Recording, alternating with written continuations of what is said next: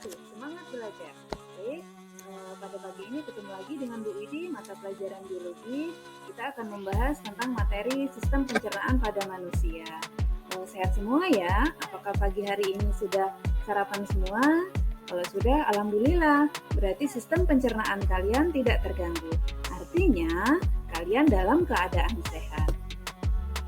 Bagaimana ya jika sistem pencernaan kita terganggu? Ups, sakit perut. Kita sering merasakan sakit perut. Sebenarnya apa sih penyebabnya sakit perut?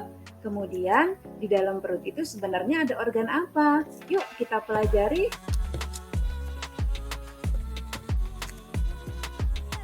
Sistem pencernaan manusia. Pencernaan manusia diawali dari proses makan.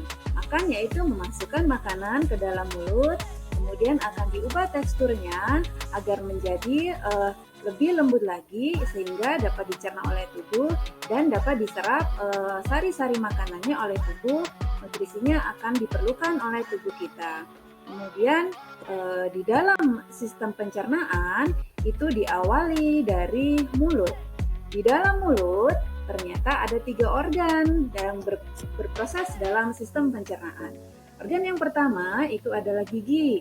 Kita tahu ya teman-teman, gigi kita jumlahnya 32 buah.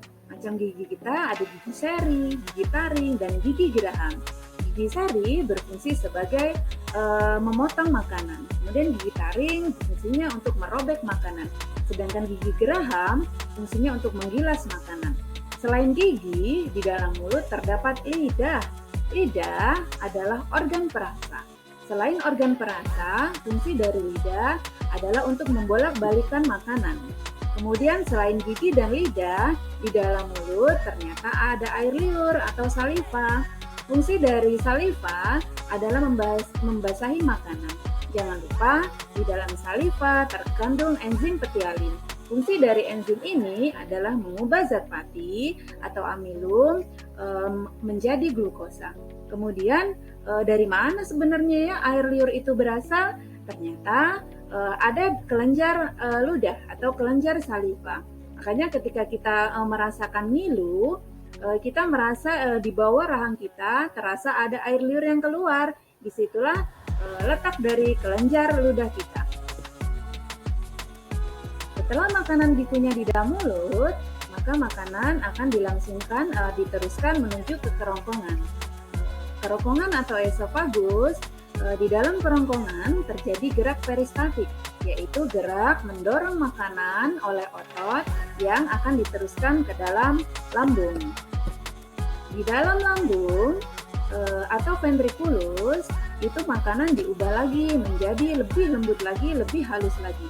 Tujuannya agar nanti organ berikutnya dapat menyerap makanan atau menyerap sari-sari makanan. Lambung terbagi menjadi 3 bagian, yaitu kardiak, fundus, dan pilorus. Kardiak adalah bagian pertama dari lambung. Kardiak diawali dari katup atau sphincter. Kemudian bagian berikutnya itu adalah fundus. Bagian fundus adalah bagian lambung yang menghasilkan getah lambung. Ketika kalian sakit mah, disitulah fundus bereaksi. Kemudian bagian lambung berikutnya itu adalah pilorus. Di pilorus inilah makanan itu dilembutkan lagi menjadi sangat halus yang biasa kita sebut kim. Ketika makanan sudah halus seperti kim, maka kemana ya makanan itu akan berlanjut? Oke, kita lihat lagi. Organ berikutnya pada sistem pencernaan sesudah lambung yaitu usus halus. Usus halus dari katanya saja sudah halus, berarti makanan yang diterima oleh usus ini adalah tadi berupa bubur yang sangat halus dari kim.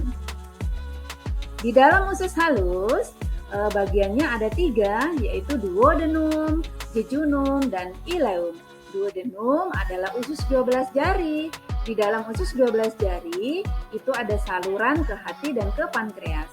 Kemudian ada jejunum. Jejunum yaitu usus kosong. Di dalam usus kosong ini makanan dicerna dengan menggunakan enzim pencernaan. Kemudian bagian yang ketiga itu adalah ileum. Ileum itu adalah usus penyerapan. Disinilah sari-sari makanan diserap yang dibutuhkan oleh tubuh kita. Kemudian sesudah sari-sari makanan diserap, maka akan sisa hasil ampasnya akan dikemanakan ya teman-teman. Kita lihat organ berikutnya. Organ berikutnya adalah usus besar. Jadi tadi sesudah makanan diserap sari-sari makanannya, ampasnya akan masuk ke usus besar atau kolon. Usus besar atau kolon berfungsi menyerap air ketika ampas tersebut dalam keadaan padat. Kemudian bagian-bagian dari usus besar yaitu ada usus kolon ascenden, ada kolon transversum, dan kolon descenden. Bagian kolon yang naik itu disebut ascenden, bagian kolon yang mendatar itu transversum, dan bagian kolon yang menurun itu adalah descenden. Organ berikutnya adalah rektum dan anus. Rektum adalah saluran terakhir dari sistem pencernaan. Di dalam rektum, ampas tersebut dikumpulkan. Ketika terjadi kontraksi, maka kita akan terasa ingin buang air besar.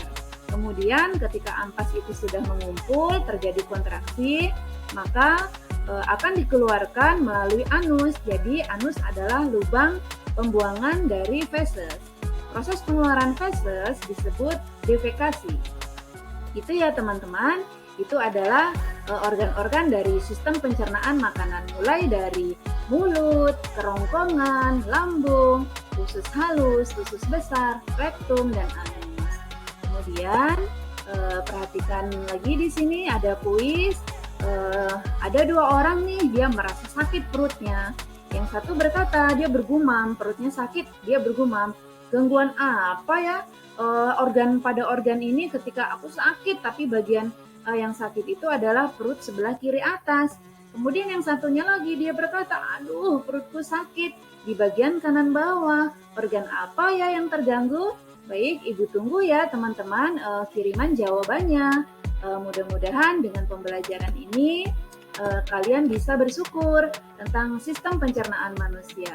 Jangan lupa selalu bersyukur, gunakan selalu organ-organ sistem pencernaan kita. Dan yang pasti ketika kita akan makan, jangan lupa baca bismillah. Dan ketika sudah makan, ucapkanlah alhamdulillah. Begitu ya teman-teman, terima kasih atas perhatiannya. Wassalamualaikum warahmatullahi wabarakatuh.